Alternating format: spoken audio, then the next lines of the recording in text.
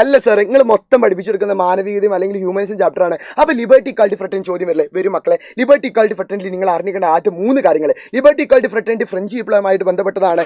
എന്ത് ചോദിക്കുകയാണെങ്കിൽ നിങ്ങൾ എന്ത് എഴുതി വെക്കുക? The mother of all revolution, വിപ്ലവങ്ങളുടെ മാതാവ് എന്ന് എന്ത് ചെയ്യുക? എൻ്റെ മക്കൾ ആദ്യം ചെയ്യാൻ മനസ്സിലാക്കി വെക്കുക. അവിടുത്തെ രാജാവിൻ്റെ പേരായിരിക്കും ഈ ബിസ്ക്കറ്റ് ആലോചിക്കുക. ഈ ബിസ്ക്കറ്റിൻ്റെ പേരെന്താണ്?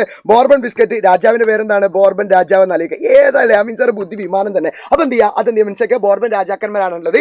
എന്തൊക്കെയാണ് അവിടുത്തെ പ്രശ്നങ്ങൾ വെച്ചാൽ ഈ 3 കാര്യങ്ങൾ എന്ത് മനസ്സിലാക്കിയേക്കുക? ഒന്ന്, ഫ്രാൻസിലെ സ്വേച്ഛാധിപത്യ ഭരണം, French society divide into 3 estate, economic crisis France. ഈ 3 കാരണങ്ങളാണ്. കാരണം ഈ കാരണം കൃത്യമായിട്ട് പഠിച്ചാൽ എന്ത് ചെയ്തു? ഈ ചാപ്റ്ററിന്റെ പകുതി കഴിഞ്ഞു. ഇന്ന് ഏക്കാൽ ഞാൻ സെറ്റാക്കി തരാം. മാത്രമല്ല കാരണങ്ങൾ ചോദിക്കുമ്പോൾ നിങ്ങളെ ബുക്കിൽ ഈ രീതിയിലെ കുറച്ച് ഇത് നന്നായിട്ട് പഠിച്ചേക്കുക. അതിനേക്ക് ഏറ്റവും ഇമ്പോർട്ടൻ്റ് ആയിട്ട് ഞാൻ എല്ലാ പോയിന്റും ഷോർട്ട് ആക്കിയിട്ടുണ്ട്. കാരണം രാജാവിന്റെ കാരണങ്ങൾ എന്തൊക്കെയാണെന്ന്? Heavy tax of common people, സാധാരണ ജനങ്ങൾക്ക് എന്ത് ചെയ്തു? കനത്ത നികുതിയായിരുന്നു. Lavish life style, king and queen, അവിടുത്തെ ആൾക്കാർ ആഡംബര ജീവിതമായിരുന്നു രാജാവും റാണിയും ചെയ്തിരുന്നത്.